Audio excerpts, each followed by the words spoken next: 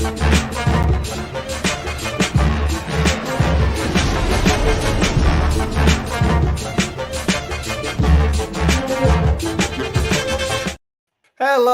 and welcome to a very special installment of the Full Force Monthly, brought to you by Hoardar, the collector's app.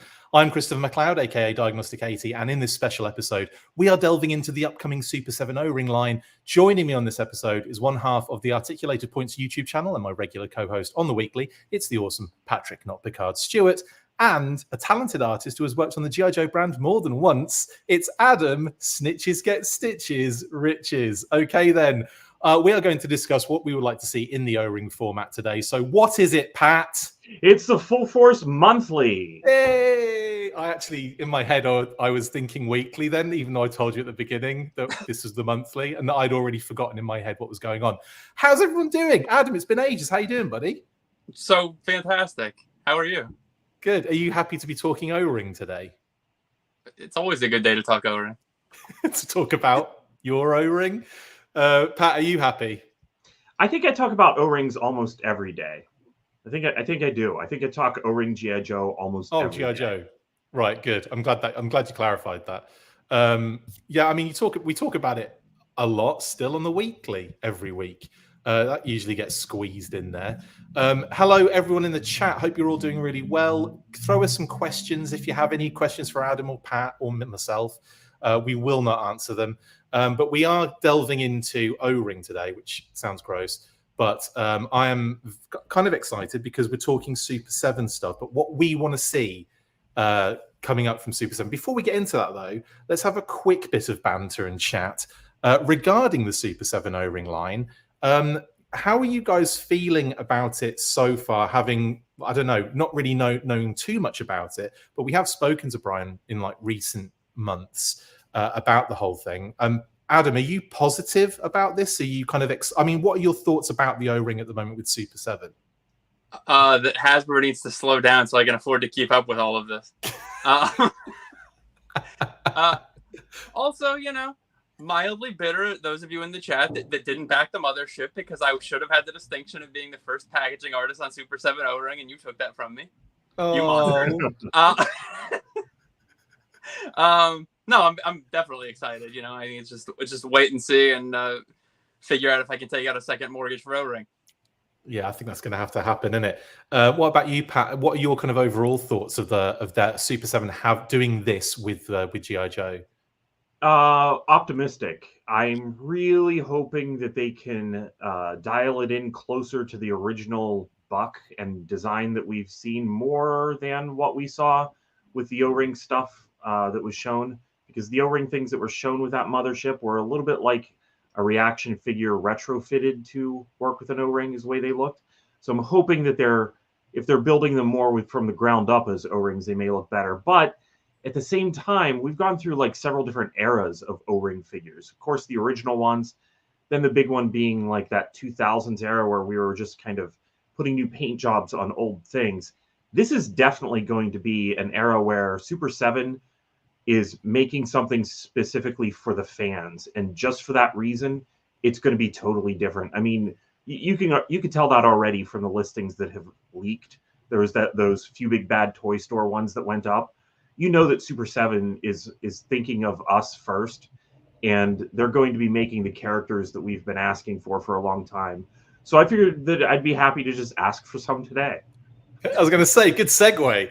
And let's do that. Let's get stuck in because we've got quite a few. We've got our top threes for this particular episode.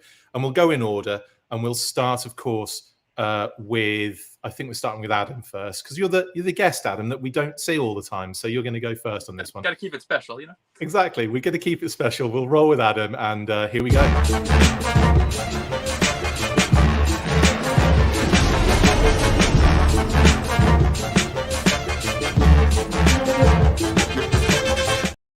Such a banger, that tune, isn't it? Anyway, Adam, if you want to reveal your first choice, aka number 3, who you want to see in the O-Ring line, please and thank you. I'm gonna call him Tres because it's Hector Ramirez. Genius. I feel like So during the original run of O-Ring figures, obviously, I think that the toys sort of were the driving force behind the brand. So the cartoon and comic emulated whatever the toy was doing. But obviously, we've had a shift of that over the years. And I think as a result of Hector Ramirez being a character that was specifically created for the cartoon, he never would have been thought of for inclusion in the toy line. But now that the tables have turned on that, I think this is as good a time as any to get Hector in the line. One of the few characters that crosses over to both Sunbow and Deke that I think probably G.I. Joe's largest audience ever is familiar with in some degree, because the vast majority of people that grew up with G.I. Joe watch the cartoon. So not having him in toy form just seems like a glaring omission to me.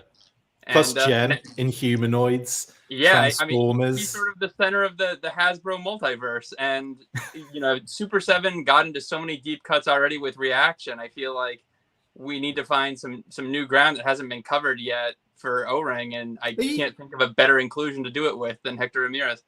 Are you surprised we didn't see Hector Ramirez in the Reaction line thus far, I should say? But are you surprised we didn't see him previously?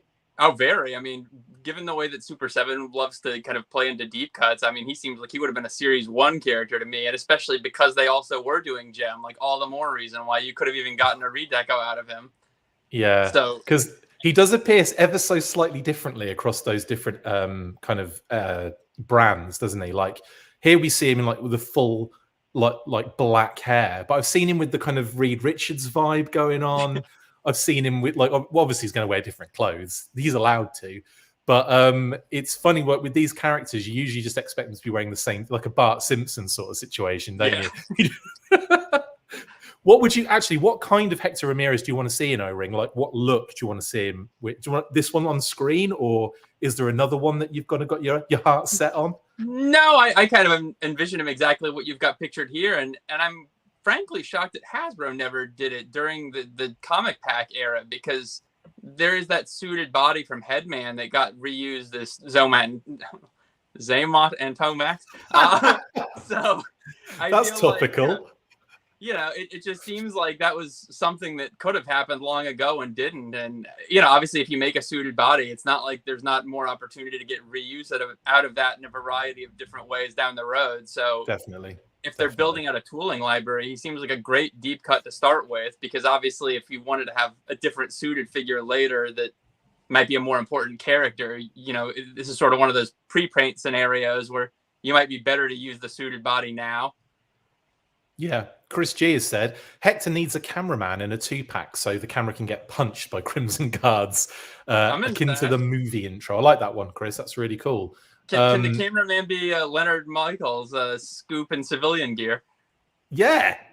Again, like the deep cuts can continue going. And Scoop, actually, the fact that he was so synonymous in the Deke series, I wouldn't be surprised if we see Scoop stuff eventually with Super 7. Whether it's, I mean, Ultimates would be pretty cool, would it not? I mean, how cool would the Scoop Ultimates figure be? I don't know if Scoop has that big of a fandom outside of us, but I mean, I'd be into it for sure. He was huge in the Deke cartoon, especially being all like naughty and being a naughty bad guy, and then kind of coming back to the good guys again. I don't know why I said naughty. Pat, what do you think of Hector Ramirez? Are you into this one? Absolutely. I think that this really should be one of the ones on the short list. I kind of cheated today. There were certain ones that I have avoided putting on my list of 3, hoping that you guys would put them on your list, and then I didn't have to use that spot on mine.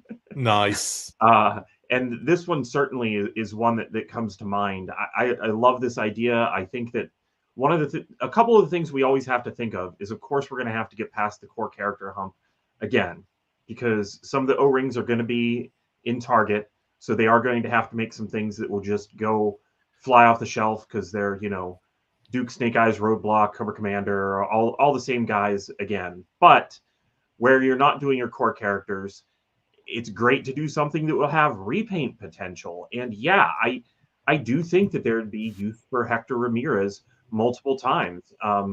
Not just even for multiple Hectors, but there's a couple of suited guys. I mean, guys in suits don't sell terribly well as toys, but these ones are geared toward us. And if this can't be at Target, then it absolutely needs to be one of the ones that they make as something special for collectors. And the idea of maybe giving him a cameraman with a camera, I could see that as a multi-pack for sure. That'd be so cool, wouldn't it? And again, all the little gear you could come with, like the camera, Yeah. the microphone with the little kind of like cable that connects to it. That'd be so awesome. You know, there'd be loads of cool stuff you could do with that. I mean, they could even do like a play set almost, like a little news, like, you know, desk sort of setup. Yeah.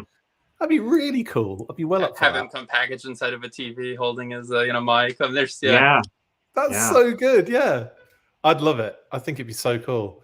And in fact, they could do like a 20 questions thing like that, couldn't they? And they could have, like you say, you could have him on TV packaged behind it, and then the other guys that are in that episode, like Shipwreck, and the rest of that kind of crew that he ends up kind of like taking to, you know, in the Dragonfly that he shouldn't have done. But yeah, that'd be so cool. Yeah, awesome. Okay, well, Hector Ramirez, good start on that one, Adam. I would say.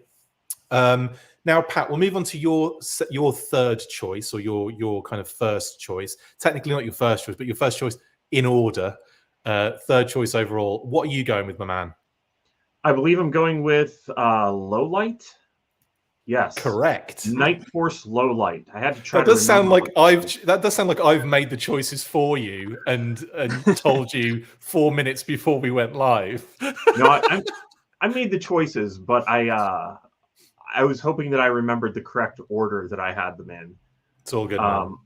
Yeah, but I think that this would be a great one. I think whenever Night Force came out, that low light felt like he was left out. There's a bit of that going on, even with Eco Warriors. It feels like where's Airtight? You know, right? Sky Patrol. Like, okay, why aren't all the Sky Slipstream, Ace? Yeah, exactly. Totally. Like, where are they? Yeah. But low light being left out of Night Force felt just particularly weird. So I am going with Night Force low light because I think it would be great to finally give us this figure, which a lot of us just only found out that it was actually in the plans in recent years. There's some wonderful art here on the left side of the screen that I love. And also it's all right. Dan Klingensmith's books shed a lot of light on these as well. But I just feel like this is one of those O-Ring figures that everybody was asking for. And now that we found out that it was in the cards, it just needs to finally happen. Yeah. I will also point out that, like you mentioned Dan Klingensmith Jr. Obviously this, on the left-hand side, we're looking at the kind of redone sort of art for these particular figures. Now, Adam, I believe you have something to do with this, don't you, my man? Yeah, I made it. There you go. So that card, that art obviously is Hector Garrido. That's reworked, but I mean, as far as like recoloring it, creating the digital explosion, formatting the card, and all that stuff, that's all me. And then there's a second card that has, oh man, I'm on the spot here. Backstop and Rumbler. And those are both completely my art. But yeah, all the Night Force art originally was recolored, so I feel like I'm pretty confident in saying this is very close to what it would have looked like. It's so good because we've seen the original kind of, was it like kind of not presentation? I suppose it was presentation, not presentation art as we know it, but like a sort of like piece of work where they've used the figures and the other things that were going to be involved in it. We've seen that. And that's what this is based on. And the figure on the right-hand side is also Dan Klingensmith's property, but it was a custom made specifically for him. And he's got them all kind of done based on this, like, I suppose it was cancelled, wasn't it, at the time? The cancelled Night Force edition of figures. And that's what we're kind of looking at. That's if anyone's confused and they're kind of going, oh, you just got a custom on there. Yes, it is a custom, but it's based on a figure and deco that is kind of like known now, thanks to Dan and his books. And that custom is very accurate to what it would have looked like, because they have all the Pantone number call outs. So those paints are not like an approximation. That's an exact match to what the production figure would have looked like color wise. Quite interesting, isn't it, that with the Night Force version of Lowlight, he goes brighter. I like that. I kind of like that kind of that angle. And it's kind of true to a degree. I think a lot of people have that misconception that Night Force is all black. but it's not. Like there's so much. There's like loads of random colors in Night Force that I feel get like sort of like glossed over because maybe they're looking at the vehicles, or maybe it's just a the thought of night in there, or maybe they're just looking at Crazy Legs. But for the most part, they're not all just all black figures, are they? I mean, there's lots of different colors going on. So I kind of like that Low Light kind of has that vibe. Yeah, I think it's a very cool deco. And it's hard to say because we're, after you've had 30 years of getting to know the established Night Force characters, it's hard to imagine anything else. But like, I could possibly slot out a different character in favor for this one because I think the deco is so cool. FC Viper says, I've never seen Pat so happy. Less code names and more O-Ring talk makes him a happy man. Oh, I can't wait. Yeah, the announcement of Super 7 doing O-Rings, just I knew that's what was coming. Was more time for me to get excited about O-Ring Joes. I'm purposely gonna cover listings tomorrow on the weekly just to bring you down a peg or two. I'm just kidding. That's horrible. I think we should start giving Pat lists of bad intel of made up names from pop culture and saying their O-Ring list we have to decode. I don't know how I would feel if there were O-Ring, if there were code names and I knew that they went to O-Ring figures. I'd be very torn. They just announced Series 2. It's Fred, Barney, Wilma. O-Ring Periwinkle. What? I'd be all Weetabix about it. Oh, yeah, they're all cereals. That's what it's going to be, isn't it, Pat? Amazing. Yeah. Amazing. Right, so Night Force Low Light, great shout here, buddy. Would you Low Light obviously is your standout here, but are there any others in that kind of grouping that you'd like to see done? Sure. I think that the way that Dan had explained this to me, it wasn't going to be a later series of Night Force. He was actually planned early on, as you would plan him to be included early on. And because of tooling availability, I think it was, he got bumped out and replaced by another character. So any of the characters that were bumped out, I like to see those what if kind of things brought to light and, brought to shelves if possible. So yeah, I mean, the others I think that would be good additions as well. But Night Force it needs Low Light. He's definitely the character of any of them that we definitely need to see. But maybe it could be like a multi-pack or a wave, as they've done like a Tiger Force wave of reaction. They could do just a wave that was mostly Night Force and, bang out those 4 characters that we didn't get, or maybe even add in some. It's time to be creative a bit too. No, that's really good. Good shouts. Could you see them throwing in like your wolf spiders and your mole rats, just while we're on this kind of topic of Night Force and Night Force thematic? Could you see them doing characters that have come out very recently and throw them in, like, I mean, really recently, and throwing them in O-Ring form? I think that'd be a great idea. Like if you did a wave of Night Force and it included like the ones that didn't come out, along with something as recent as Wolf Spider, in order to get him in a 3 3/4 form. Perfect. That'd be great. Yeah. I know you. Yeah. What about you, Adam? Would you be up for that? I'm up for anything. Yeah. But I mean, I would really. I'm torn. I was about to say I would love to see them have entirely new characters. But I kind of do view G.I. Joe as one big, expanded universe. So if they want to start taking some of the cool newer characters out of Classified and retrofitting them all for that too. I mean, let's face it. There's a lot of untapped kind of potential for the O-Ring line with Super 7. There's a lot of figures that we've never seen before that need to be O-Ring figures. I would probably, hazard a guess at saying. So I don't think they're not going to be shy of options to kind of get stuck into that already exist within the brand, if that makes sense, like in the past. But I think some of the new stuff kind of makes me quite excited. And I believe my choice for number 3 kind of falls in that a little bit, and it's Dawn Moreno. So I'm kind of thinking, kind of recent-ish introductions into the kind of brand, but not. I mean, I say that, but how long has she been out now? I don't even want to think about how long she's been out because it'll probably be really long, and I'll feel really old all of a sudden. I don't even want to hazard a guess, but she's sort of recent. And I would love to see her in the O-Ring line. I'd love to see her just as an action figure, please, because oh my God, how have we gone so long without getting her in any form? Like, it drives me insane. The only thing we've had is was it the Bishuju statue? And we haven't had an action figure yet, which, how? With all the lines, with all the figures we've had in all sorts of different companies and all sorts recently, how have we not had Dawn Moreno? Can someone answer me that question? I'm looking at you, Pat. I kind of think that maybe whenever they're looking at doing it, they're like, well, if we're going to do that, we have to do it right. And so maybe just timing of plans just has not lined up. But, you know, there's some of the figures that were left out of the Reaction series that, you know, like, why didn't we get a Hector Ramirez? And yeah, I would have taken a Dawn Moreno if Reaction was the first way that we could have gotten one. I would have gone and bought it. But at the same time, it's I almost like the fact that we didn't get some of that stuff now in Reaction, because I think that not having it at all makes it more likely to get it as an O-Ring figure.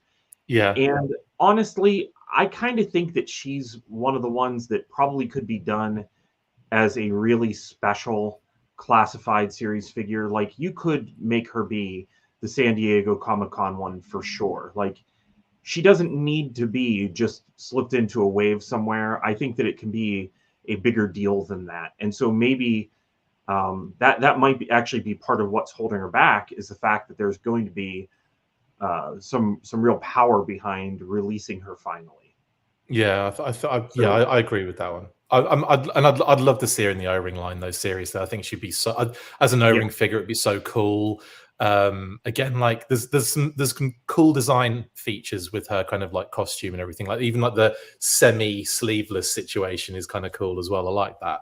I suppose it is sleeveless. She's just wearing gloves. It's not like they cut that section of her clothing out just there. They just cut that bit out, semi-sleeveless, whatever that means. No, she is proper sleeveless in Seattle. Anyway, love this. Right, here's a question, though. I'm going to throw this out here because we've seen it already with the awesome Skeletron release. Alternate heads. I'm throwing it out to you guys. Would you be up for them doing, in a similar way that Skeletron have done, where you'd have to like unscrew it to put the actual head in? But would you be up for them maybe doing an unmasked and a masked sort of situation with, say, Dawn Moreno here as an example? Or would you want to just see them keep it simple? Adam? I think we need to stick exactly to the format. As much as I like that idea, I don't really. I'm kind of a traditionalist. If you're going to do something retro, I think it don't reinvent the wheel. That said, though, I mean, I think this is a great spot to debut a Dawn figure in, because when I think of the IDW run of A Real American Hero, she's arguably the most impactful character, new character. And I feel like she's so linked with Larry and the Real American Hero mythos that it just seems like a perfect fit for O-Ring. But I'd rather almost have two Dawn figures that has a civilian head maybe then. No, that's cool. I was going to say that was going to be my follow-up question. Would you be up for them re-releasing her again? Like, I mean, Super7 are, very likely to do that anyway. They've done it with lots of Reaction figures. Yeah, I think they're named because they do 7 versions of each character. So you'll... we should be safe. We should be, they'll have a Dawn Moreno army builder, won't they? Yeah. Yeah, cool. All right, wicked. Well, yeah, that was mine, Dawn Moreno. And I must admit, I really like this design character. I just think she's really cool. And I really want to see I want to see all of the different versions of her, honestly. 3-0. We got to ask Pat. Pat, how do you feel about the alternate heads? I know you're an O-Ring guy. You got to tell us. Well, it raises a larger question, because I'm hoping that Super7 sticks to a standard buck, so that as they're creating figures that they can swap parts back and forth behind them later. And we don't know that for sure yet. So that's one of the things that I'm still hopeful for. But I think that with Dawn, there are small differences from early drawings of her to later, where I think they were still working out like the shin guards and some of the details on her. I think that if you just released her twice instead of having a swappable head, you could almost get the best of both worlds on some of those changes that were done to the body as well. and just make it so that people could pick the parts. If the parts are swappable, you'd be able to buy both of them and then put the alternate heads on either one and have the figure as you want it to be. That's what I think would be ideal, and one of the things that we all, I think, loved about the original O-Ring line. So I hope that that's something that's a potential. Awesome. Okay, well, next up then, our number 2's gross, and we'll we'll start with Adam again, buddy. So take us through your number 2, please. All right. Gross. So for anyone that didn't know, one of my favorite movies ever is G.I. Joe the movie. What? I know, it's hard to believe, right? And yeah, one of the very pivotal things that happens in this movie is Cobra Commander turns into a literal snake man, followed by turning into an actual snake. And so frankly, I can't believe this doesn't already exist. This is another one of those instances like Hector where I feel like the toys followed the animation, not the other way around. And that's the only reason why this didn't happen. And I think that now is the perfect time to do this. I don't know that I don't think it would work in Ultimates just because I think it's a little too niche for that price point. And this seems like the kind of thing that maybe, the Collectors Club would have done, but it wouldn't require too much new tooling. So for whatever variety of reasons, I can see why this hasn't happened up to right now, but I feel like now is the time to do it. And so what I would like to see is an action figure, standard O-Ring of the mutated Commander where he's sort of in progress, where Roadblock's carrying around like this. And then he can include an accessory of a snake where he's completely finished that you can then, wrap around another figure where you can just go around hissing when he's going full snake. Once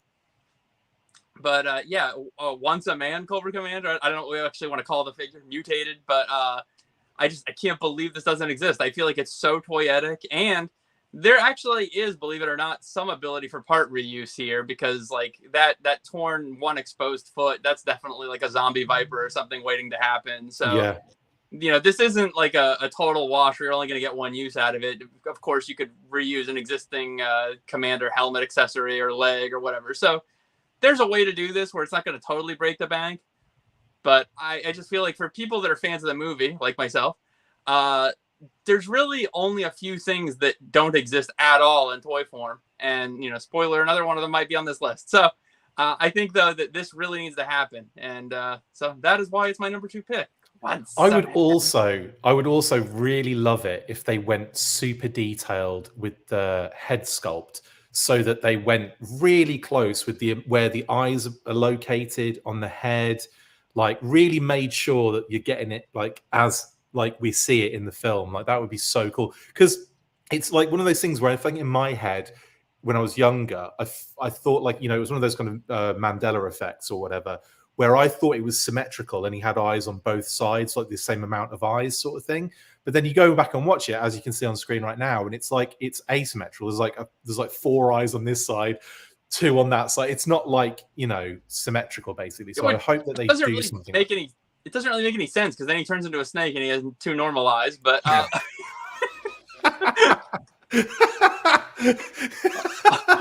also, never even thought of that. That's amazing. If they do sculpt him really detailed like that, though, they still need to paint him a little bit crap, so it feels authentic to O-Ring. Oh yeah, like get the eye paint in the wrong place. Absolutely. Yeah. Put the eyes where they are, but switch the mask around. Yeah. No, this is a great shout, and there's so many things. Funny enough, when you mention this, all I can think of is that part where all the Joes are escaping Cobra La, and there's old Cobra Commander slithering along with them as they're running. It's just so brilliant. So I'm 100% in on this, and of course, Super7 already have a mini kind of Cobra Commander accessory, which they can probably scale down a little bit. Can they not? I think they totally could. Yeah. And maybe I don't think they could like stick a wire in it and make it sort of globulous bendable to wrap around your roadblock or whatever. But oh my god, that'd be so good. In fact, just a roadblock version with Cobra Commander as the snake wrapped around him would be a really cool. Oh yeah, roadblock without painted pupils. I'd be into that. Oh yeah, my ass.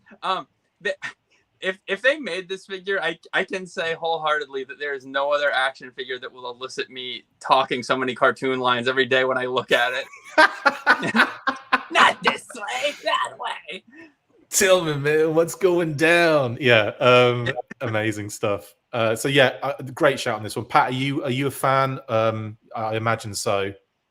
If you were to run back and look at the announcement of Reaction G.I. Joe, this was one of the things that I said should be made at that time, because it was my feeling that if you had the Cobra Commander, specifically the one that's a little more mutated, that's more wrapped around Roadblock, I don't think that was ever something like this is a figure I would want. But I think the one that's wrapped around Roadblock would be something that could be an accessory on a reaction figure that would be just the same as it would be on an O-Ring figure. So revisit that thought that I had again. I think that Cobra Commander from the movie, you could get mileage out of the tooling just by releasing the several different stages of him. Because even pictured here, you know, he has the helmet on or he has the helmet off. Yeah. And you could release both of these, one as like a retail single carded figure, one in a big set with Roadblock with his eyes, you know, the pupils whited out. So yeah, which they do. Like that's like part of something that they do. They've done it. We've seen that so many times. I think you're spot on there, Pat. Yeah. Yeah, I think that that's a real potential. And I love that you picked this one, because whenever I was trying to think of just picking three, it's hard because there's so many sources to pick from. You have the original cartoon, the original comic book, and then the canceled toys.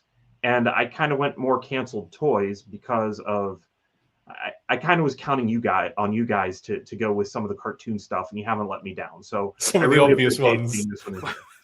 Well, if I hadn't seen your list first and didn't know that you'd gone canceled toys, I might have leaned into that a little bit. But I thought, well, he did that, so I'm going cartoon, and we'll leave Chris the scraps. I know. Yeah. I just I was left like, oh great, they've chosen all of the ones I want, so great. And I will say that I think this one would have been on my list. I believe the one that you've got at number one, Adam, I believe would have been on my list as well. But I looked at it slightly different, and I went with like a very personal, nostalgic sort of vibe with my own ones. But before we get into my number two, Pat, can we delve into your number two, please? Yeah. So this one, what? I'm sure that if they put this on the pegs, some people would be going, "Huh? What?" And they'd be a little uncertain what it was, but it is Scarhead. Oh, sorry. There we go. So the impact was lost a little bit there because I forgot there was another thing that we kept looking at. My bad. Carry on. Yeah. So Scarhead, he was going to be, well, I believe his notes say brute force, and that was also translated into, well, I think that he was going to come after Renegades, but somehow that was going to be renamed brute force. And then it ended up being Sergeant Slaughter's Marauders. Yeah. And then it ended up just being repaints, I think. So he fits somewhere in between there. Think of all the Marauders and the Renegades as being one big team because they all work with Slaughter. And now we have this other guy named Scarhead who apparently tamed a Cobra Panther, I believe, and is chained to this Cobra ball and chain. I don't know why he's still carrying it with him, but it doesn't need to make entire sense. None of this is G.I. Joe. No sense needs to be made of this. He's got some sort of weird, and also the Panther's also chained to it as well, which is even more amazing. So it's like a multiple chain scenario. I love it. Yeah, well, I have to imagine that the way he escaped whatever Cobra prison was him and the Panther just very quickly deciding they were going to work together to get out of their situation rather than the Panther tearing him apart.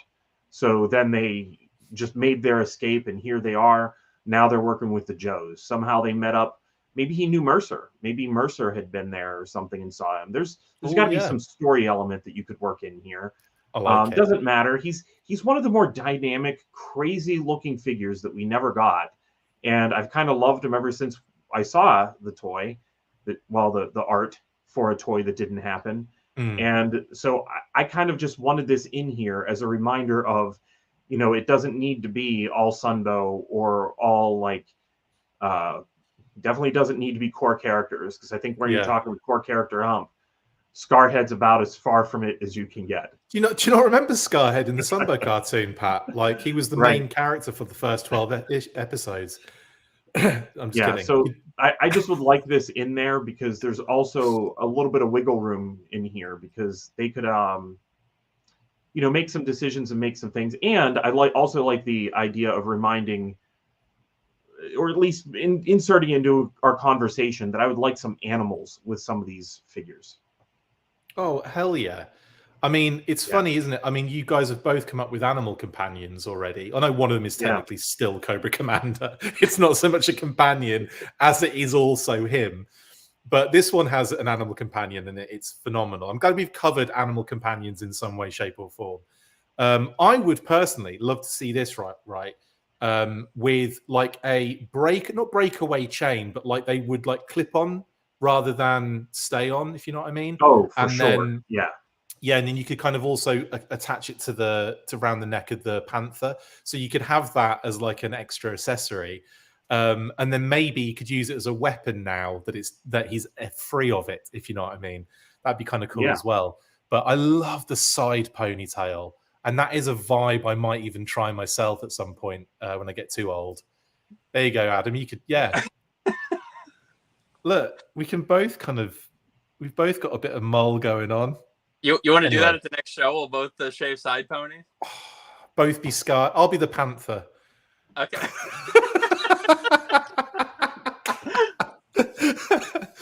Amazing. No, I'm down for this. Adam, what are your thoughts on this beauty? I think we should have a whole Scar force. We got Scar from G.I. Joe Extreme. We got Scarface, the Cobra officer. We got Scarhead. I mean, you know, all those classified figures with scars in their eye. Like, let's just scar everything. Scarpion. Yeah. Scars for everyone. Yeah, I think he's awesome. Also, this is another one that I think with a little bit of bending the design and some creative parts reuse, there's a lot of stuff you could reuse this for. I mean, like that torso screams hit and run to me. Obviously, those legs could be virtually anyone. So, you know, if we're building out a parts library, no reason why you don't do something like this earlier on and then reuse them for the, you know, more A-list intended usage later. And like you already said, anything that comes with an animal companion is always going to be a 10 out of 10 for me. I mean, that was, even as a kid, I can tell you, because I remember, it didn't matter what the figure was. Like, if I was looking through the pegs and I saw somebody had an animal, like, yoink, that was always the one that was coming home with me, you know? And I very much feel that way about Classified now, too. So I can't even believe this didn't get made back then, to be honest. This is a home run. Yeah, it's an absolute banger. It's funny as well, when I first saw this, I didn't know all the notes. This was years back when it was kind of like made almost like, you know, known about. When I first saw it, I just assumed it was a Cobra character for obvious reasons. The giant Cobra sigil on the chain that he's connected to. I had no idea about like any backstory or information about it. And it was only kind of recent years that I read up about it and saw that it was Sergeant Slaughter's kind of renegades, or, you know, whatever you want to call them. And that was really surprising to me, because he kind of looks like a bad guy. He kind of looks like a dreadnought with an animal companion, doesn't he? He kind of has that Norgahide vibe a little bit. So I just always assumed he was a bad dude. So it's nice to know a little bit more backstory, and kind of I would love to see this figure out. I always thought that Taurus kind of sucked a little bit, so I think we should just officially replace him with Scarhead. Even as a kid, I was like, Mercer, badass. Red Dog, badass. Taurus. You know? Circus acrobat that sucks his thumb. Yeah, get out, mate. Big dumb baby. You know, let's get this sweet guy here with this Panther and this ball and chain, side pony. This is where it's at. Can we call him a side pony instead of Scarhead? Because and can the Panther turn into a little pony? That'd be so cute. It could be like that one that Super7 already made from Parks and Recreation. I don't remember what its name is, but yeah, amazing stuff. Anyway, yes, Scarhead, brilliant, Pat, great deep cut, and of course, Super7 are known for the deep cut. So if we don't get some sort, and also the deep cuts on his head, brilliant stuff. Anyway, I'll pick. I think it's my turn now, isn't it? It And is. number 2 for me, I'm going to go with Kraken. Yes, a little bit obvious, you could say, but whatever. I would love to see this particular figure done in O-ring form. I think obviously we've had the Palatoy version, which is 5-point of articulation, but let's face it, is probably one of the goofiest looking figures you're ever likely to see. But I think from an O-ring version of this, with a bit more kind of like detail on the head sculpt, maybe make that suction cup trident a little bit more gnarly as well, but a little net as well. I mean, it could be really cool, this figure, and I would really love it if they delved into the red shadows a little bit more, especially with Kraken. I think Kraken would be a great one to do, a cracking one to do. And that's pretty much it, really. There's not really much else to say on that one. What do you guys think? Adam, I know you're not like, you don't really get the nostalgia vibes with the Palatoy stuff, and I totally understand that. But is this something you'd like to see in O-ring form? Yes, and actually, I wish I remembered. I just read this word the other day. It starts with an A. I'm blanking. But basically, the meaning of the word is when you have nostalgia for something you didn't actually experience. Oh, yes. And I think just by virtue of, hanging around with you and Brian and Patty and getting to know so many people that grew up with this, it started to kind of build. Is it cultural appropriation? Yeah, for sure. Hey, good eye. I definitely cheer you. I've started to soak up Action Force vibes, and so I kind of do feel a fondness for them now. And obviously, we've seen so many different companies take riffs on Action Force derivative stuff in the last few years that I feel like Kraken is like one of the few that hasn't really gotten enough shine yet. And I would love to see this. And also, I know earlier I was talking about how if you did mutated Cobra Commander, you could reuse the one leg for like a zombie Viper or something. Kraken's left arm could be used for that Cobra Commander. So there you go. Easy parts reusage here too. But I just think this would be an awesome figure. The colors are really cool. Like it's extremely toyetic. It's a no-brainer for me. Animoya? Yeah, that's the one. Anamoya? Yes. Is that what it is? That's it. And we were both looking it up at the same time. I didn't just know that, but the word of the day is Anamoya, or yeah, that's what it is.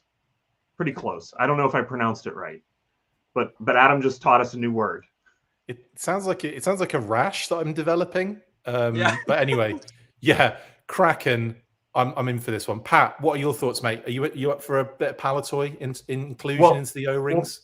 Yes, I love the fact that the reaction line is giving us some of those ones that were O-rings into the 5 POA style from the original run.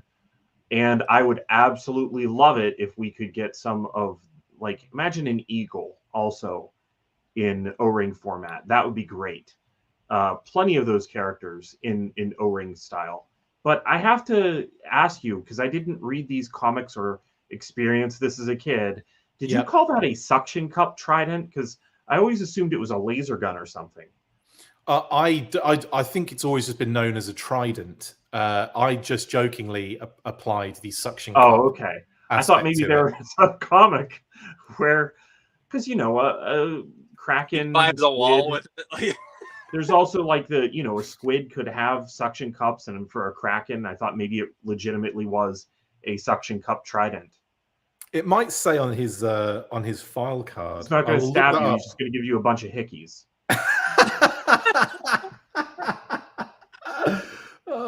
I do kind of love it for how goofy it is, that particular weapon. Excuse me. But yeah, I just jokingly refer to it as that. I'm pretty sure that's not how this is supposed to be. Yeah. But, yeah. He doesn't need to look quite as bored. He looks a little bored as a figure. I do like him. He's so weird. It's such a weird inclusion for Action Force to me. But cool that they were getting into some sci-fi elements at the time. And he kind of fits with Cobra Law, doesn't he? Yeah, definitely. Doesn't say anything about his suction cup A stun net. It talks about a stun net, though. So discovered in suspended animation, frozen solid in the polar ice cap, Baron Ironblood took the Kraken back to his secret laboratories and manufactured an army of clones, equally dangerous on land or in water, possessing superhuman strength and a stun net that can knock out even the toughest troops.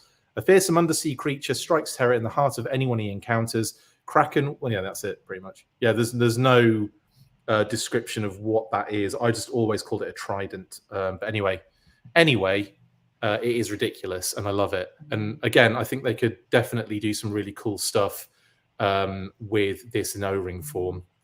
Anyway, that is my number 2. Let's move into number 1s, and again, we'll come back to Adam again. Adam, take it away, buddy. All right.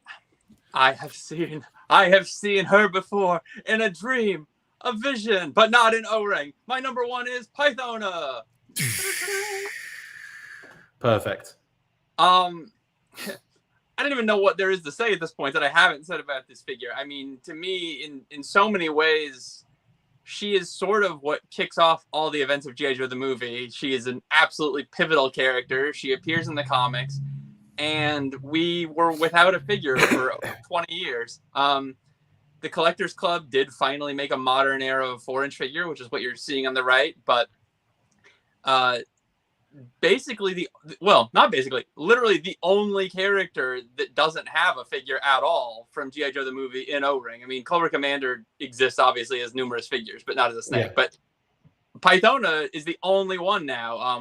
We even finally got an O-ring Big Lob. So to me, this is a glaring omission, and there's an easy repaint if you do the European missions version in yellow. So you've already got 2 uses of the tooling right out of the gate, and obviously it's going to have to be unique tooling. So good that you get a repaint.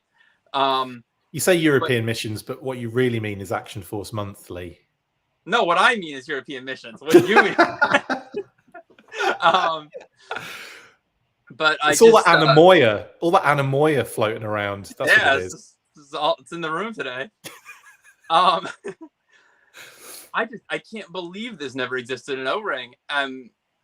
Again, we go back to the toys were what was driving the cartoon and comics, not the other way around, and that must be the only reason this didn't exist. That and the prevailing wisdom that female figures didn't sell, but obviously we know that's not the case now. So I can't imagine how they don't do this. It would be, for me, the single greatest disappointment of Super 7's O-ring if we don't at some point get a Pythona. Imagine they do 50 waves and we don't see a Pythona in any of them. That would be mental. Frankly, I'm surprised we didn't get her in reaction even. Like, to me, this is just, it's such a layup. And I don't think there's anyone that doesn't like this character. Even if they don't like the movie, I just think the design, it's just, it's still to this day, that 4-inch figure is quite popular and gone up quite a bit on the secondary market. So, I mean, yeah. And it just wasn't widely available enough either. So I wonder the kind of omission of them not doing her in the reaction line. I wonder if that has anything to do with them like wanting to hold out for the opportunity to do her in O-ring. Do you know what I mean? In an interview with you, Brian Flynn addressed it. And he said that as soon as he knew that whenever he got into the G.I. Joe the movie stuff, that was going to be a big deal and he would want to stay there. And so he wanted to hold off to do that. I mean, you need to go back to the interview to see exactly what his words were. But or just remember it.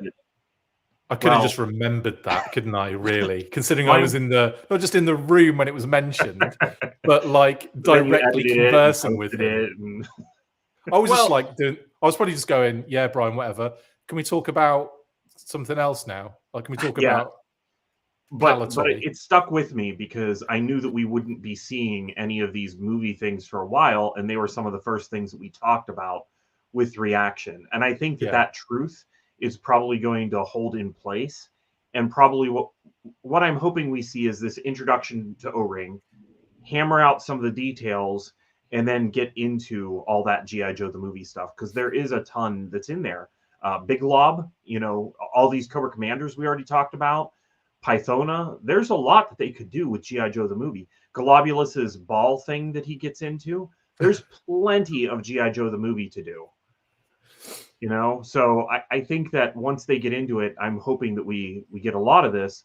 But as you said with Pythona, there is repaint potential. I also would really love to have just some Citizens of Cobra Law in a multi-pack.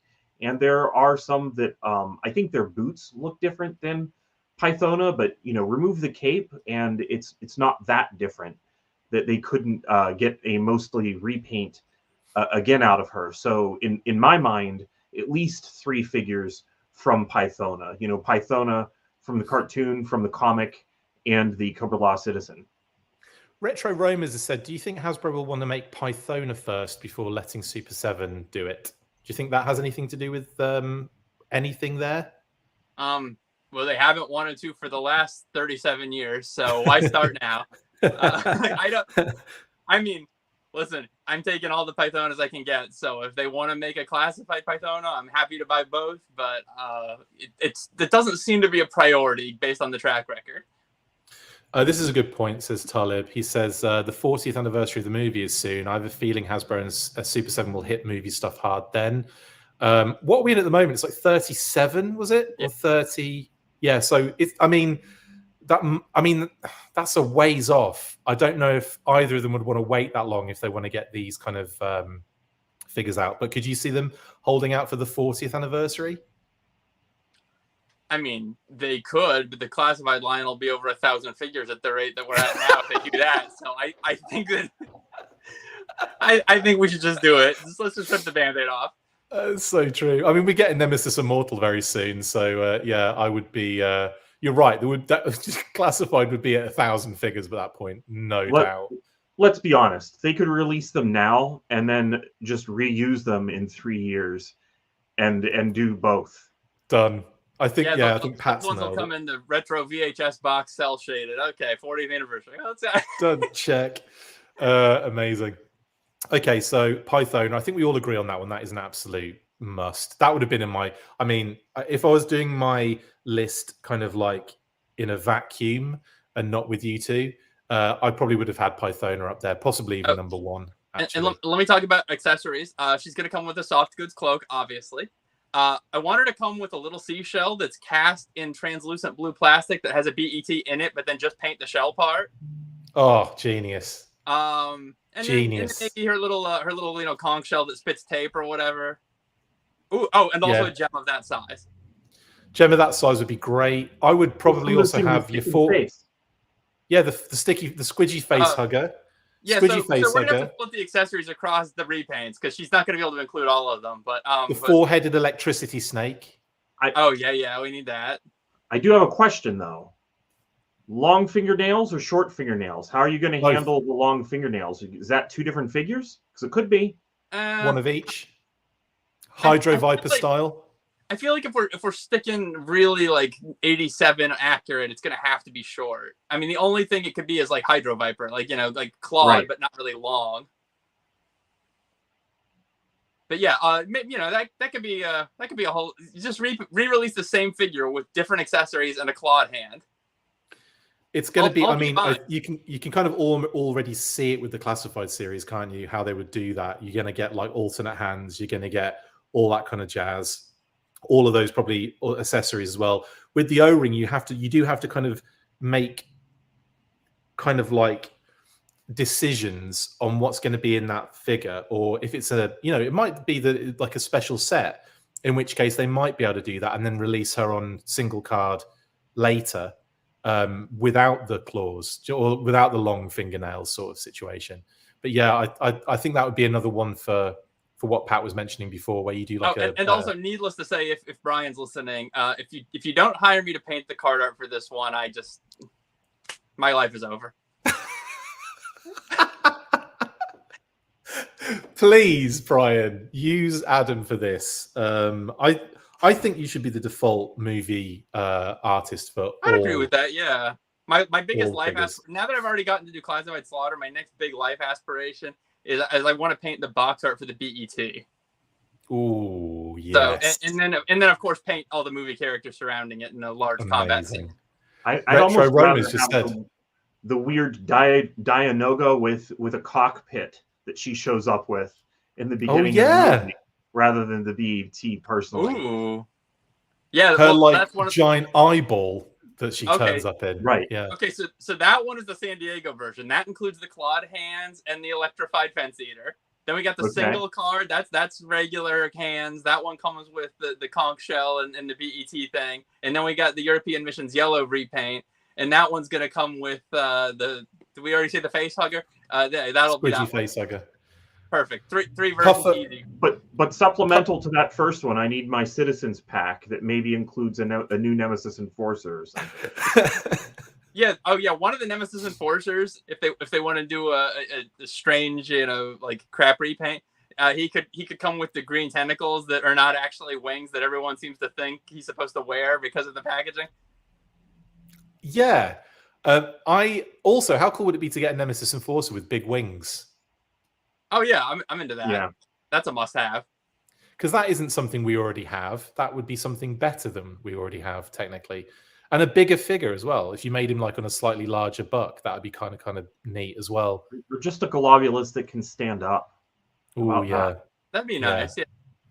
I know technically the other one can stand up. It's just difficult. It's really difficult. What are you balancing it? Like one of those guys that balances rocks somehow. Yeah, that's the only way you can. Screw that noise. Amazing stuff. Pythona, great shout. I think we all agree on that one, definitely. Pat, take us through your number one, please, sir. So I know one of the things that Super7 does better than anybody else, and I wanted to see that represented in the O-Ring line. They've already done it in the reaction line, but I would like to see it done kind of this way. So I chose Flash Force. What? Says everybody, apart from you two. What's this, Pat? Yeah, so this showed up a long time ago on yojo.com, and it basically is a proof of concept kind of figure. I don't think that they really knew what parts they would end up choosing or if they were planning on sculpting something new, but they took existing parts and mocked them up into something else. You can kind of see that it's a mock-up, because if you're looking closely, you'll notice that they removed like the shoulder rivets. They've removed the screw in the back. And ironically, even though this is the O-Ring episode, they removed the O-Ring. Because the idea of this was that there was going to be a flash that would go off inside the figure internally. That's so and cool. Then the figure would glow in the dark. And I think that they left the ends of the limbs, the extremities, as not glow in the dark paint or not glow in the dark plastic, because it would be so far from the center that it probably would never glow anyway from that flash.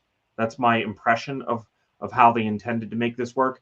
But personally, I don't really need that flash feature. What I would really like is for them to just visit this design, and then it's not a single character, so apply it to multiple characters. And I think that it kind of is an open invitation to Super7 to come up with something creative. As I was saying earlier, I'm hoping that some of the parts are built on a standard buck so that they can swap them back and forth. This one clearly has a lot of sci-fi, but if you look, the forearms and lower legs are from Snake Eyes 1985. And so there's a lot of swapping that could be done to just make kind of some new characters. And I think that maybe if they did this, like I would just like it to see it be techie looking figures. As weird as it is for me to say, I think a good one that would lend well to this would be like the Snake Eyes version 4 body. Don't you think? Like if you saw that figure in this style. I'm taking that as a win, 100%, Pat. Yeah, you choose version 4 over whatever you want to do. Well, I just think that if you look at how it would look in this techie design, I think that would be the head to use with this paint style on it, or whatever. They could use Airtight or almost anybody. I could see this just being the extension of Glow Patrol going into O-Ring. Right. They already did Glow Patrol, and where they did that, I was like, Glow Ring. I would have liked to have seen Flash Force, but Flash Force could be like its own thing, and you could still have like Glow Patrol core characters. We could throw in a Roadblock or a Snake Eyes or a Duke or whatever they want. It's just, I know that Super 7 does glow-in-the-dark figures better than anybody else. This is one of the figures that has been in the back catalog for years. I think it would be cool. Ryan says, I'm going to have to go back and watch from the beginning because I just got here and I have no idea what I'm looking at. Amazing, Ryan. Yes, this is an interesting one and really kind of crazy because I don't think I'd ever seen this before until you sent it to me. I don't think I had no idea about this, didn't know it existed. Adam, what are your thoughts for Flash Force and not as in... I think Pat and I might have actually interacted many, many years before we knew each other because I'm a 90s Yo-Joe user. So I'm very, very aware of this figure. And also, I love the original Tomy Tron figures, which this is very reminiscent of. So yeah, I'm so on board for this. Also, I know you were just talking about making it just glow in the dark and not bothering with the electronic component, but I've seen party favors now, like little light up rings or like a ball that you bounce that flickers lights and stuff. And the technology has come a long way now. Like what you can get out of 2 button cell batteries and a little LED light costs next to nothing and has an incredibly long shelf life. So, I mean, I feel like there is a way if they wanted to investigate trying to get any kind of light function into this, they probably could actually, but just from a purely aesthetic standpoint, I think these look awesome and they lend themselves to such great repaints. Like I could easily see like Barricade as one of these. Like anybody that has sort of a techie sci-fi armor look, any of the Star Brigade stuff. So Battle Force 2000. Yeah. So I mean there's so much potential with this concept if they Flash just want... Force 2000. Yeah. Yeah. If they just want an excuse to cast a bunch of stuff in glow in the dark plastic, this is it. I don't know how much the lore of this figure would matter to people outside of us, but that's okay. Like cool toys are cool toys. So I have to think if somebody just saw this in a store, they would just be enamored with the visual and it wouldn't even matter why it exists. So I'm all about this. I think it's awesome. Oh, coolsies. There was a line of Microman toys actually called LED Force.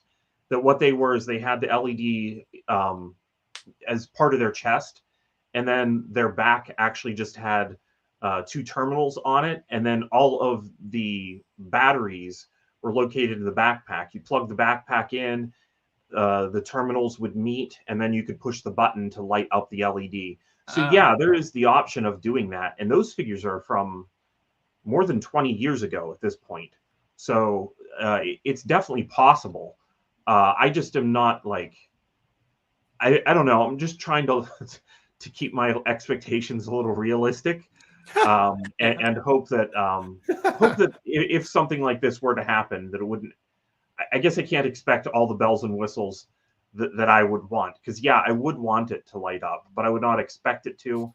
And if it had to be removing the backpack hole and removing those shoulder rivets, I'd rather it didn't light up than to have to do all that. Personally, like looking at this specific example of figure, you could see the cutout in the back of the waist. I can't imagine what that would even, like the havoc that would wreak upon the hips. You'd have to make the body touch in one spot and change out the would you make it would you make it button controlled differently? What would you make it button controlled, or would you make it like you shake it and it lights up? Oh, that's a good question. I guess you could make it you shake it and it lights up. I don't really know. I mean, that'd be because there are like bouncy balls, aren't there, that react that you bounce them and then there all are some LEDs are kicking off. I don't know if that would fit easily into a figure, and certainly not with all of the O-ring construction with it. I think that at best you could probably get like a hole into the back so that a light could be inserted deep into it in order to light up. But even then, you're just going to be taking this thing up to a light bulb in order to get the legs to light up as much as they can. So what is really the reason to try to make that inside there? I don't know.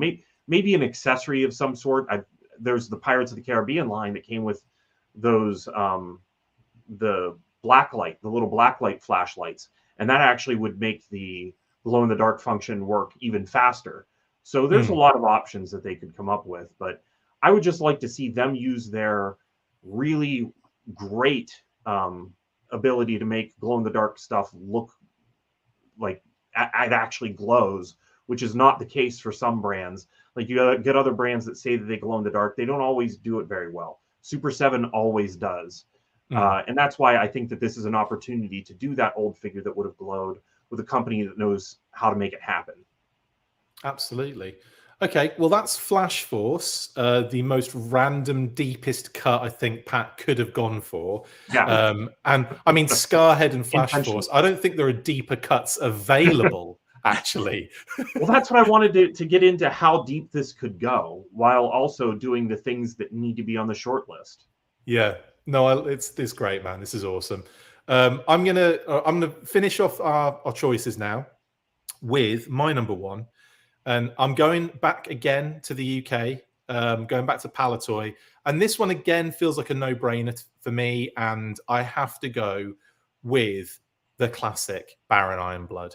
Now, this is one where there could be some really cool, like, I don't know. I just want to see this in O-ring form. Now, there have been multiple customs, kind of custom exclusives and so on and so forth over the years. But I would love to see this officially done.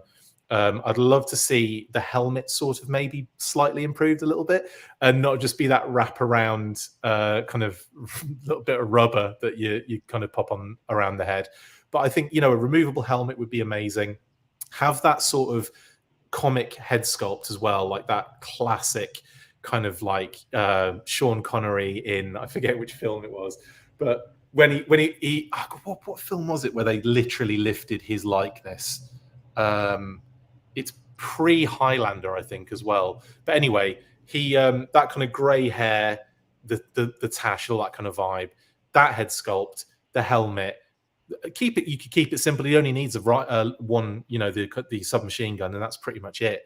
And I really want to see Baron Ironblood done, not just in O-Ring, but just everything. I want to see him in Classified.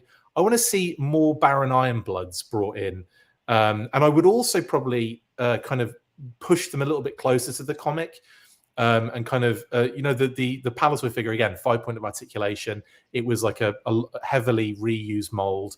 I think you could definitely go into some kind of very cool design elements with the O-Ring figure. And there's a modern version as well of Baron Ironblood that was kind of designed for the First Strike Revolution kind of era.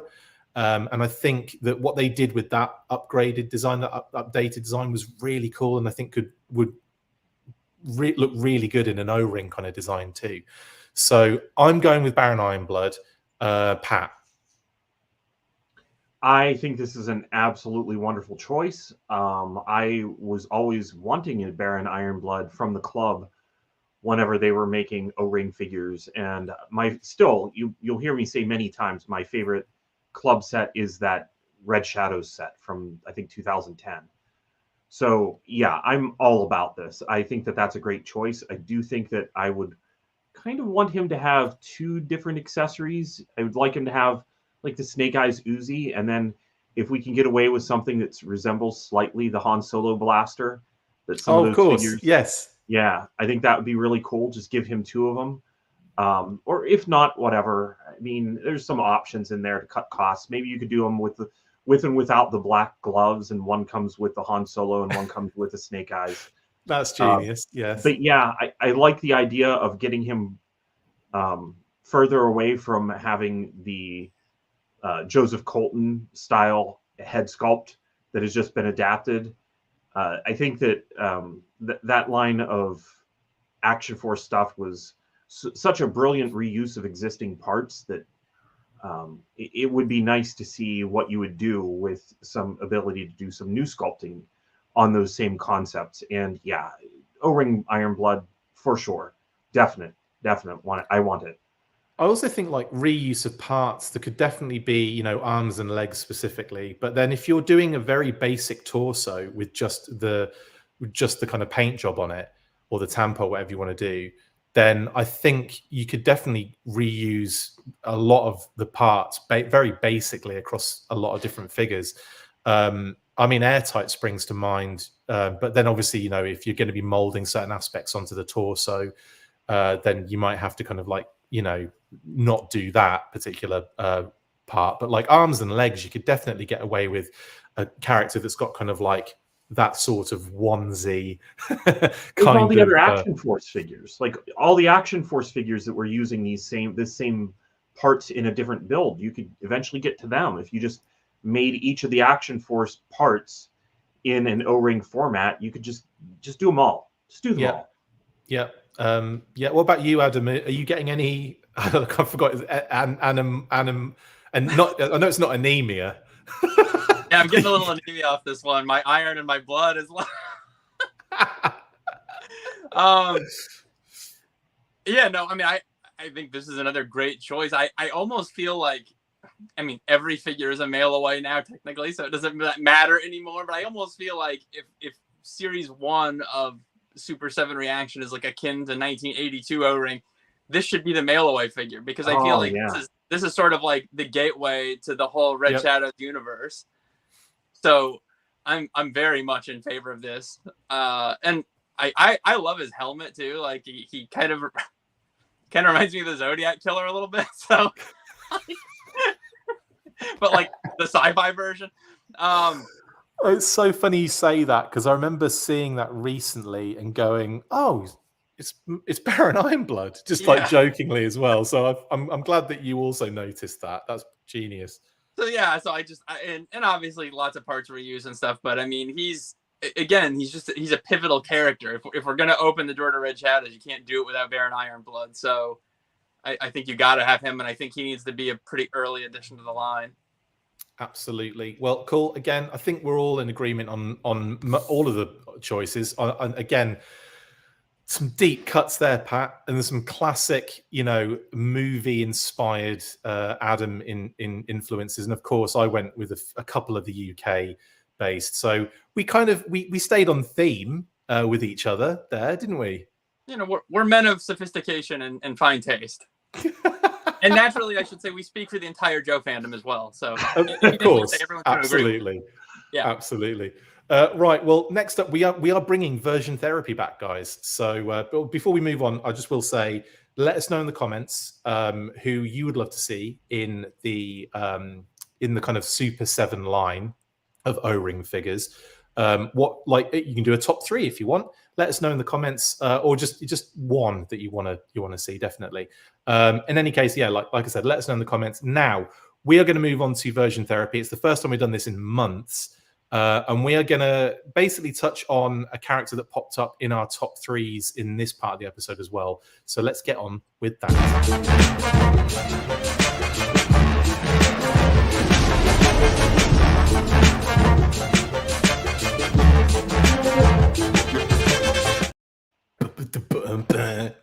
Sorry, I'd get really into that track. Yes, so the last time we did this was, I want to say, last year. It was, wasn't it? Yeah, my goodness. And I think it was the twins we covered, the Tomax and Zaymot situation. Pat, who were we talking to that time? It was me. It was someone else. Or was it just us two? I don't really remember. Justin might have been there. I think Justin was on. Yeah, I think it was Justin. Sorry, Justin. Completely forgot you were involved in that. Anyway, we thought, based on what we were talking about today and the fact that the character popped up in one of our chats, we thought we would go with Low Light. Yeah, so there you go. Plus, he's got loads of versions, and it's some absolute beauties to pick from. And I don't think people are going to be, I think people are going to be surprised at the choices we've made here, honestly. So just to kind of like highlight the amount of options we have with Low Light, I've put I think all of them mainly here. We've got obviously the first version. We've got the Marauders redeco. We've got the 91 kind of update. We've got the redeco of that in the Dino Hunters. We've got the kind of another redeco of that one in, like, was it 2001, I want to say, or 2000? And then we've got the kind of like Low Light from, like, is that the DTC? I want to say that was direct to consumer. Yeah. Then we have another repaint of the original Low Light for one of the packs. And then we have Pursuit of Cobra, modern 7-pack Marauders. and of course the classified version. Now, let's talk about these quickly, guys, before we move on to our top ones. But Lowlight's had quite a varied selection of figures, but only a couple of real designs, shall we say. Are you kind of like, I mean, overall, are you happy with the Lowlight options on show, Pat? He's had a lot of great figures. I mean, looking over these, I'm sure that people are looking at that DTC one and being like, nah. But for the designs of the figures at the time, that was an outstanding release. So I don't look at any of these in any negative way. There was that one that was also like a Walmart parachute figure that didn't end up coming out. That club figure, the second one from the left on the bottom, the DEF, I think that was, or was it just called the SWAT team? That one kind of fulfilled that spot of finally giving us a new O-Ring Lowlight after many, many years. I don't think any of these are bad. I think they're all fun figures in their own way. Even, people make fun of the Dino Hunters one, but doing Lowlight in a bright color, that was kind of the opportunity to do that. And dyed his beard and hair. Well, no, he had it go back. Oh, no, he went back to normal. Yeah, you're right. Yeah, totally. Yeah. He washed that dye out of his hair. That's true, yeah. He washed that Max hair dye out. Right. He and Max were just in the shower washing it all out. Gross. Amazing. Before we get onto our choices, Adam, what are your thoughts of the overall aesthetic of Lowlight? Are you kind of more of a V1, or do you like that kind of redesign that he kind of went through for a little period? So pretty much everything from DTC onward is all sort of based on the V1 design. So even though he has a lot of figures, I think he really only has two primary designs. Yeah. And I think both of those designs are actually quite good. I don't know if you loaded that visual I mentioned to you the other day, maybe. Did you? I don't think I did. Okay, well, whatever. I'll just Google it, guys. There is a restaurant in South Florida called Flanagan's. And the redesign from '91. Every time I saw that figure as a kid, I always think of it because it's this like jovial bearded guy with like puffy hair, and he looks just like that figure. But yeah, there you go, that one. So anytime I'm in Miami and I eat there, I'm always like, oh, I'm eating a Lowlight. But also, version 4, such a missed opportunity. They really should have called that figure Highlight to be funny, because he's literally highlighter yellow. But yeah, I think just in general, I'm a big fan of the design of this figure. I've always thought he was very cool. The whole presentation, like I like the bags under the eyes, and I like the gravelly voice in the cartoon and stuff. Like he's just very, very cool. So with that said, Adam, take us through your choice then, which is... My choice is the 2011 Pursuit of Cobra figure. So I guess to kind of put myself back in the mentality of that time period, like obviously I've been collecting G.I. Joe virtually my whole life. I think I got in it in late 89, early 90. But for me, my favorite 2 years of the brand always were 1987 because of the movie tie-in stuff, and 1990 because that's really like my childhood, like peak nostalgia. But I think that 2010, 2011 Pursuit of Cobra was really the first time since then, so 20 years, that I can't even explain how excited I was about every single release. The 25th line was good, but there was room for improvement. Yeah. And I think they were starting to find their footing with Rise of Cobra. And by the time they hit this line, it was just everything had come together. Like the detail was out of this world. And I remember this figure was almost like the zenith of that feeling for me. This figure comes with, I still believe to this day, the literal smallest accessory of any G.I. Joe toy ever. He comes with a single bullet. It's smaller than a grain of rice. Nobody has that. Nobody has that accessory anymore. Oh, everyone that opened this figure, I put that in a bag, in another bag, because I was so paranoid about losing it. Like, the fact that his sniper rifle can disassemble down to all those pieces, and it's got the case, and when you think that, correct me if I'm wrong, but I'm pretty sure this was sculpted by Fred Axon, and I think it was done traditionally. I think this is like the last stuff before they switched to 3D sculpting.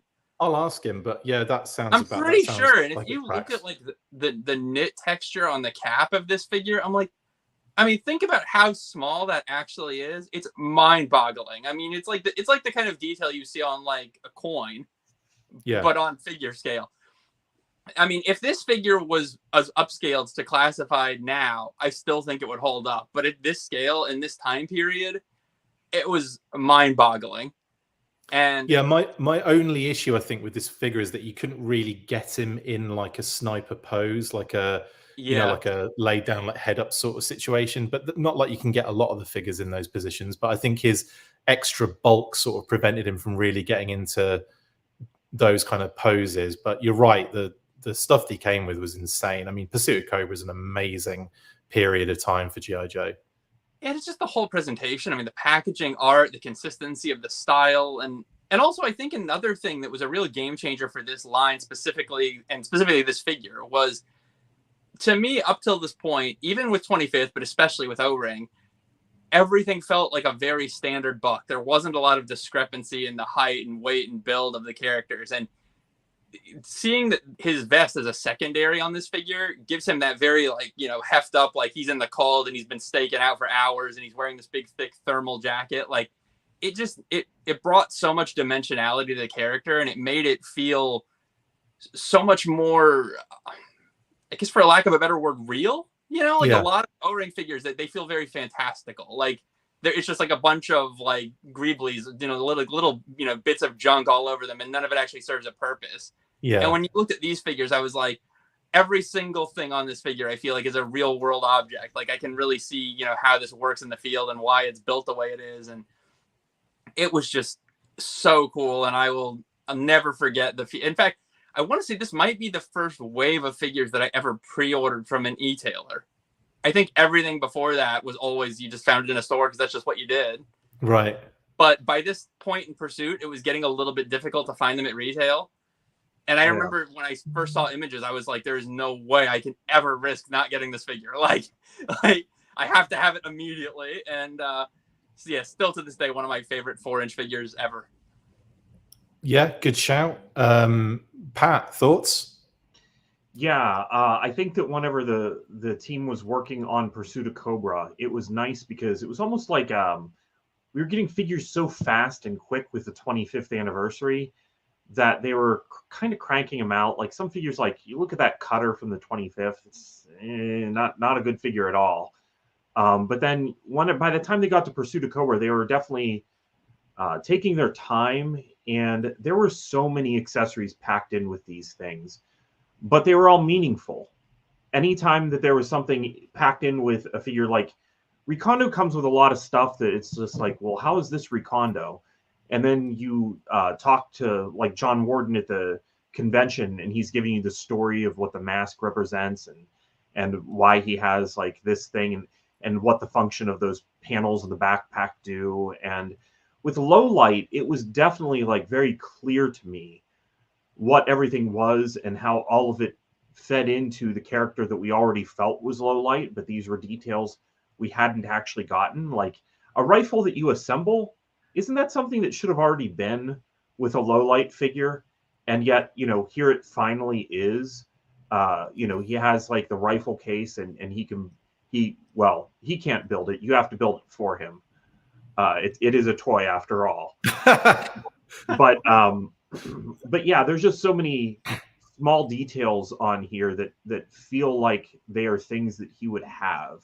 Just even the little ammo box. Yeah, that makes a lot of sense for him to include that. So it was all very meaningful. And I think that as a brand, as the designers add things to the toys, it's great to see those things be something that really feels like it exists in the character already and adds to it, and are things that can live on. And this was always going to be a hard figure to top whenever you're working with making new Low Light figures. This kind of set a really high bar. It's an excellent figure. Yeah, I have to agree with that. And I will say that that whole period of time takes me back to I was living in the UK at the time, and I was getting all of the Pursuit of Cobra figures came from Nick at In Demand Toys. So shout out to Nick and Mass at In Demand Toys. And I remember picking up, I'd just been so unbelievably blown away by Low Light, Snow Job, uh, um, Recondo. I remember getting those figures out, and I remember the Snow Job one was just insane. Like with all of the, Yeah. just all of the gear he came with was just mind-boggling. But the Low Light one as well, I lost that bullet, and I know it's real like cliche to be the lost the bullet guy, but I definitely did lose that bullet. I have no idea where it is. I don't even know if it was in there in the first. It was one of those things I didn't even know existed until after the fact, because I took the thing out and then it was like, well, I didn't know it existed and it now doesn't exist anywhere. So either it wasn't in the original, it wasn't included in the figure, or more likely it jumped out when I ripped it off the page and nestled into like the shag pile carpet, never to be seen again. Sucked up by a vacuum cleaner. I had one time fall on my hardwood floor, and it had fallen in between grains of the wood and was difficult to get out. Did you have to go into like Ant-Man's microverse sort of situation? I'm right. Yeah, that's pretty much how they built the thing. They shrunk down the Ant-Man's microverse and then made that accessory. And it's still small for them in the microverse. Yeah, it's like tiny for them. You have to bring your tweezers with you into the microverse. Yeah, definitely. It's just a wicked figure and a great time for Joe as well at that period. I really enjoyed that time period. I gotta say, how good does it feel to see a sticker on the bubble that tells you where you can watch new G.I. Joe animation? That's another thing that it's like, it's just that whole time period. I mean, that's separate of this figure, but what a time to be a fan. Although I will say, I'm pretty sure the hub wasn't in existence by the time I got hold of the figure, which was a shame. Yeah. But you're right. It was. I used to love that with like little stickers that connected other media and things like that. It was so cool. Even if it was just like a sticker for a special offer that was going on, I really enjoyed that. I really liked that kind of variance in cards where you get like a special offer going on. And I remember like the kind of camo paint in G.I. Joe figures back in the day, and you had like that wicked image of Hit and Run that had like the winter like face paint and like the green. Do you remember that? Mm-hmm. Did you guys have the camo paint stuff? Yeah, you did, didn't you? We did. Yeah. It wasn't a UK thing. That was amazing. Anyway, anywho, that's a great shout, and I think it is a great version of the figure. I have to agree with you on that one. Pat, though, what is your choice for your favorite version of Low Light, please, and thank you? Well, I've always been kind of predictable when we're doing version therapies, because quite often I feel like the best, most definitive version of the figure is the version 1. So this time I went with Low Light version 3. Hey, this is a great figure, though. I do think that the definitive Low Light moving forward is that version 1, because Adam pointed out, starting with that DTC one, all of them have referred back to that one. But whenever I think of Low Light on the G.I. Joe team and what his job is, there are some things in this one that I think are a little bit better represented by this figure. First of all, the presentation art, if you've ever seen this one, it is one of the best pieces of presentation art I've ever seen. I love it. It has him like shooting downward, and the entire scene is lit by the fact that he's firing his weapon. So it kind of lights everything else, but then there's also the moon lighting things a little bit. It's wonderful. But I like the fact that Low Light finally had some night vision goggles. They're kind of big, obviously. Like, they look different there on the package than they do on the toy. Quite different. But that's just kind of how it goes with that era of figures. You definitely wanted that to be a play feature. They could have made it small and just painted it onto a helmet and told you that it was night vision. But in order to have kids actually play with it, I think it needed to be a little more obvious than that. And the other thing that I really like is that flashlight on his backpack. I think that's a cool, it's almost like a floodlight, so that whenever things are really going down, he has this weapon that's going to shoot a lot faster than his sniper rifle although it does look like it's for sniping from far away, but it also looks like maybe it has a mode to shoot quickly, because it definitely is in that presentation art. Yeah, it looks like a submachine gun it. with a it looks like a submachine gun with a sniper scope on it, doesn't it, basically? It does. Maybe it has like burst fire and single fire or something. I don't really know from rifles. All I know is that this is a cool toy. I like the flashlight that's on his backpack. If you look closely at the backpack, the flashlight was originally intended to sit down a little bit farther so that it would almost plug in and go flush with the corner of it. And then I think that they wanted to make sure that it could hang out over his shoulder. So they bulked the backpack up a bit. And I could see why they did that. But it's some of those differences are always fun to look at. Like you and I were looking at the package art and how different that is from the actual figure. He's got kind of the tan shirt. And then he has like that mesh that looks sexy netting on his arms. Yeah. Yeah, it's netting over the tan shirt on his torso, but then over his arms as well. That look like they're meant to be bear arms. And I kind of wonder what would a figure look like if it had been painted that way. Maybe Super 7 could make this one too. You know? Hell yeah. The card art version of Lowlight. Yeah. Put me in O-Ring thought, so it's just going to be nonstop now. That's fine. I know you like thinking of O-rings. It's all good. This is a great figure. I will say, like, the actual figure itself is brilliant. I love the deco. It's a very satisfying figure. Weirdly enough, like I say this a lot about like something that's visually satisfying. I really like this figure. I also, this might be controversial, but I don't necessarily. They could have made this and given it a different name. It didn't have to be Lowlight. It could be any bloody character, a new character, really. Like it could just be another sniper. You know, this could be could have been the crosshair of the O-Ring vintage era, but or the red spot. Yes. Yeah, but if they had done that, just like Downtown, we look at it and go, why isn't that Short Fuse? I'm sure people would have looked at that and gone, why isn't that Lowlight? I don't know. With the different color hair, he looks nothing like Lowlight. Just the function of him, though, is Lowlight-like. Okay. Adam, what do you think? I was just thinking about you guys talking about the mesh netting on him, and I was like, it was 1991. Right Said Fred was hot. Like I was trying to Snyder's mind. Well, you know, the first two big thoughts I have of this figure every time I think about it, obviously, like I said, there's that restaurant that their mascot looks like him. But the other thing is, I remember exactly how I got this figure because, you know, as a kid, there's no internet. You don't know that G.I. Joe has ended. It's just stopped showing up. But I didn't want to stop collecting. And I remember there was this kid at the end of my block, Derek, and out in their patio, they had all these like plastic tote bins. And in one of them, I found this figure. And I had no idea when it was from, but I basically like strong armed him. He was a couple of years younger than me. He was like, you have to give me mine now. So, so that's how I got my my Lowlight version 4. But yeah, this is I think it's a really cool design. It's definitely a fun update, and I think the colors are still very much in line with the specialty. And I think that obviously, you know, having the hair be dark makes better sense if ever, you know, and the face paint's really cool. So yeah, just a big fan all around. I don't know that I would ever pick him over version 1 if I was, you know, like, you know, gun to head had to make the choice, but like I really, really like him. And obviously, this was the Lowlight I had as a child, so this is probably the one I have more nostalgia for.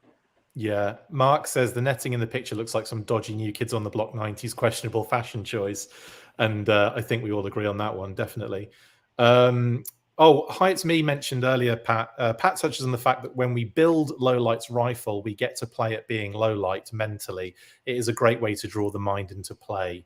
That's a good point that Rachel made a good point earlier. She mentioned that in your interview, and this is way up there, that Brian Flynn had talked about doing, you know, he at least mentioned Muton. So yes, maybe some of that stuff is on the brain. Yeah. So maybe some of that Action Force stuff is who knows, Rachel? Maybe I can't talk about the things that were talked about after the interview with Brian that I can't get into. Maybe there is cool stuff coming that we're talking about now that I can't say. But yeah, he was very into Muton, wasn't he? In that interview, there was a fun little bit of chat regarding Mouton and how ridiculous that figure is. But yeah, great shout on this one, Pat. I must admit, I do love this figure. I think it's really cool. It's an under the radar sort of like, not really giving its flowers as much. But this is a really good figure, and like I said, there's a lot of amazing aspects to the actual O-Ring figure that this is. I do find there's a weird disconnect with that card art though.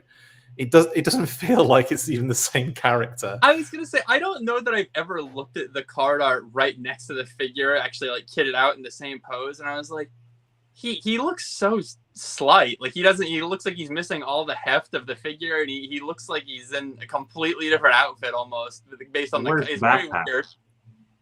Yeah, no backpack. Kind of like, I don't know, there's a lot of difference there. It's quite weird. But I do, again, great figure, great shout, Pat. I'm going to go, again, a little bit obvious, I guess. Was it obvious? Maybe not. But we, in the United Kingdom, got low light, but we got low light in the kind of Slaughter's Marauders deco. Bosh. Now, this was the figure that we actually received in the UK. And like I said, it's Slaughter's Marauders, but it also isn't. If you have these two figures next to each other, you can see there's an ever so slight, kind of like tone difference in the colors, ever so slight difference. But you can see it quite clearly when you have them close up next to each other. And that is the differentiation I'm making. I don't know why I'm picking one over the other, but mainly because it's from the UK is what I'm getting at. This is the one I had. I had this particular low light figure and I loved it. And I didn't know about Slaughter's Marauders. I just thought this was a random repaint of low light and different to obviously what we'd seen in the VHS tapes and stuff. But at the time, I just assumed this was low light as we had him. Wasn't aware of the Marauders version. I had seen, this is where it gets really kind of confusing and cloudy, because I must have seen something when I was in the States in 89, maybe not in 89, but definitely in 92 or 91. And I think that's where I made the connection that, oh, it's the Marauders low light. But by that point, I'd forgotten that this had been a single carded UK figure that I got, as opposed to picking up in America as a Marauders figure, if that makes sense. So there was a cloudiness of my brain of what I actually had in my hand. Now I know it was the UK version because I remember where I picked it up and where I got it, and I didn't get it from the US. But I must have known at the time, or there must have been some sort of confusion at the time as to what is this deco? Because that's not what low light looks like in the cartoon or the comics or what have you. But found out eventually. But this is one, I don't know, I'm so drawn to this because of the weird historical connection to actually, another figure out there. And it was so weird that the UK got these random characters randomly repainted and randomly exclusive for, the UK, for Europe and stuff like that. Spirit's another one. How we got that random grey and red Spirit, which is so weird. But I love the fact that we do have that. Obviously the European Tiger Force was an amazing little exclusive,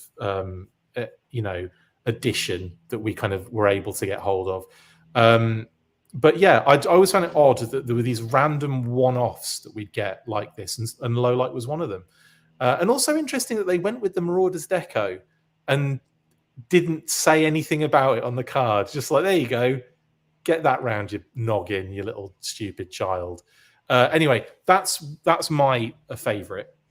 And it also makes me very excited for the low light that's coming in the classified series, the repaint for the Mad Marauders that we already know is kind of leaked out already. But yeah, what do you guys think? Was the Marauders one a favorite of yours, Adam? I know you're a kind of fan of the Slaughter's Marauders. I am, and I have a lot of fascination with this deco because I actually just a couple of weeks ago picked up, I can't remember if it's Sergeant Slammer or Smasher, I get confused, but there's an Indian release of Smasher, okay. So I just got him, and it's extremely similar to Slaughter's Marauders, but also somehow completely different. Yeah. And again, not mentioned on the card at all that it's part of a sub team or anything. And what's fascinating about it to me is that it is a very striking deco just in general. Like I really like that color combo. But the original US release Slaughter's Marauders figures, I want to say were the only figures that were manufactured in Brazil. And so they all have problems with the thumbs. They break very easily.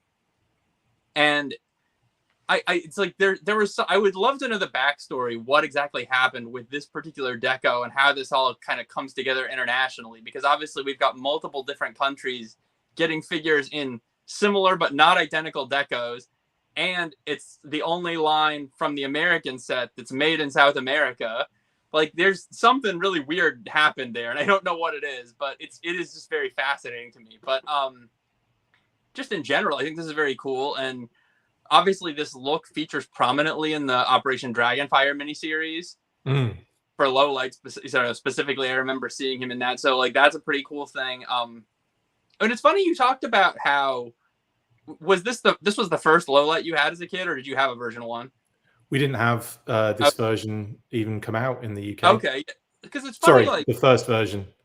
I was thinking about that too, that like, when I was a kid and I was watching these shows that were already years later, like I totally missed out on, for example, Duke version 1 or Scarlet version 1, right? So like Ninja Force Scarlet was my first Scarlet, and like obviously she's not wearing the same outfit, but in my mind, I'm not even sure if I knew that there was a version 1 figure. So I was just like, well, this is her, you know? And so it is interesting how as a kid, like you're probably just happy to have the character, and it didn't even matter that he wasn't wearing the same deco. 100%. Like I think as a kid, there's that feeling of like, you know, you're not going to be able to collect them all, because that's not reality. Reality was so much harder as back then. It was kind of like you get what you find. Do you know what I mean? It wasn't like you can go out and just buy whatever you want. Even given the option, we would have had to be, you know, careful about it as a family. We weren't super rich or anything, so it was that thing of like, you just know you're gonna, you know, get what you're given basically, or get what you can. And you're right, with low light, it was like, I've got low light, I don't need another low. I don't care that there's another low light out there. I've got my version of low light. Same with Roadblock. I had the version 2 first as a kid. Then my buddy put it in his pocket, and when he pulled it out of his pocket, it was in pieces, and it was because the O-ring snapped. But I didn't know that, so like it was just thrown away, which is the saddest thing ever. So Roadblock version 2 was thrown away, and I didn't even get the opportunity to, you know, to even try a bit of surgery on him. So when I went to the US and found Tiger Force Roadblock, I was stoked, man. I was like, yeah, I've got Roadblock back. I didn't care that the version 2 had been decimated. I had a version 1 Roadblock that was in Tiger Force, and I counted enough because I didn't have the first version in, you know, or the second version at that point. Shout out to David Buckle, who put Roadblock in his pocket. I don't blame him, but I do carry resentment. I haven't forgotten who it was that put it in his pocket at the time. You don't remember anything else about him. That's the only memory, right? There's him. He did that. Daniel Needham threw airtight into the air, and he landed in a gutter. And I never got airtight back again. So yeah, like mate, I remember names who wronged me in the action figure department. Put it that way. I got those stories too. I got one. This has nothing to do with version therapy. Name and shame. This is kind of a therapy. Oh, it is. Yeah, sure. So my mom's uncle, Uncle Ben, but you know, I called him Uncle Ben, but he's my great uncle. Okay. We didn't see him too often. He lived like 5 hours away, but we had been to some closeout place. I don't know what it was, but like something like an equivalent to like Ollie's today, say. And I found the battle copter with interrogator. And at that point, it was probably already a couple of years, you know, past retail. So I was so excited to have it. Like, I really love that figure. It was literally the day I got it. And when we're outside playing with it on the grass, you know, and I'm giving it like a little kid tug, so it's only going like maybe 3-4 feet in the air. And Uncle Ben shows up, who's probably like in his 70s at this point. And he's like, oh, here, let me see it. And he yanks this thing so hard, it goes flying like 100 feet and crashes down on cement, and the handles broke off that day. The day I got it. And I was fuming mad. My mom's like, you don't say anything, you respect your elders. And I was like, you know, because I was like, it wasn't like you just go get another one, you know, like it was an odd find. So yeah.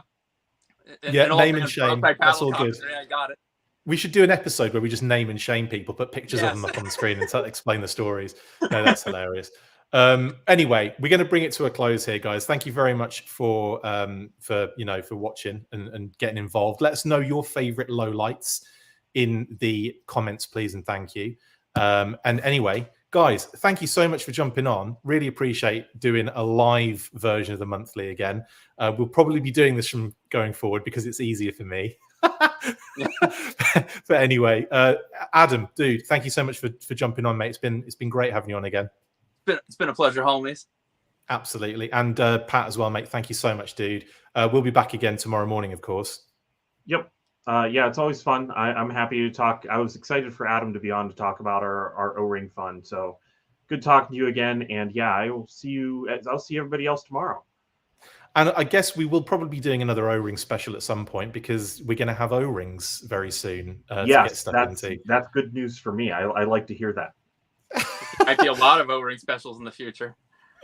I imagine. Anyway, guys, thank you very much, all the viewers and everyone, and the listeners and everyone involved and check it and getting involved in the chat. Really appreciate you guys. Thank you so much. Like I said, we'll be back tomorrow, Pat and myself, with the weekly. We'll also be talking about your Crimson Twins Higher Toys news on that particular episode. So I won't be doing a news burst tonight because it seems a bit pointless. We'll be doing that tomorrow. Talk. All right. Right then. Thank you very much, guys. Stay fresh, cheese bags. And as always, after 3, you know what to do. 1, 2, 3. Full force. Laters.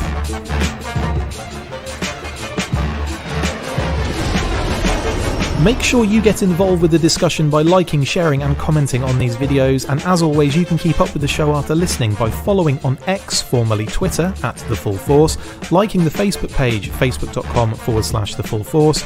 We've also added a brand new Instagram, so check us out there as well @TheFullForce Podcast, and if you would like to contact the show you can message us on any of those platforms with feedback and questions. We also have a Patreon page, so if you want to show your support for the show, see your name up in lights on these videos, or enjoy exclusive bonus content, then check out patreon.com/TheFullForce Podcast, or click on the link on any of the posts this podcast appears in. Full Force.